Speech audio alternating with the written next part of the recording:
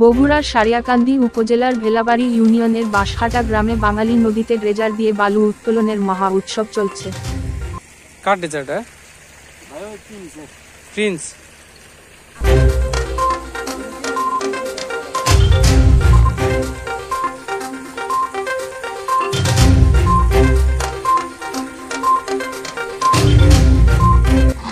ভাই কিছু বলেন দেখি এই বালু উত্তোলনের বিষয়ে। আসলে আমরা দেখছি সারিয়াকান্দিতে একটা ভয়াবহ অবস্থা। নামে বেনামে বাংলাদেশ জাতীয়তাবাদী দল বিএনপির নাম ভাঙিয়ে এর সঙ্গে আওয়ামী লীগের কিছু দোসররা যুক্ত হয়ে তারা এই বালু উত্তোলন করতেছে। বিভিন্ন জায়গায় থেকে দেখা যাচ্ছে যে বিভিন্ন গ্রামগুলো এই বালু উত্তোলনের কারণে বিলীন হয়ে যাচ্ছে। আমরা আজকে বাঁশহাটা গ্রামে আছি, ভেলাবাড়ি ইউনিয়নের। এখানে আসে দেখি যে প্রায় 3টা ড্রেজার এবং বড় বড় ড্রেজারতে তারা বালু উত্তোলন করে বিক্রি করতেছে প্রায় 1 মাস যাবত। এবং তাদের ভাষ্য মতে জানা যায়, স্থানীয়দের ভাষ্য মতে এইটুকু পাওয়া যায়, প্রশাসন এবং বিএনপির নেতাকর্মীরা মিলিতভাবে তারা এই বালু উত্তোলন করছে।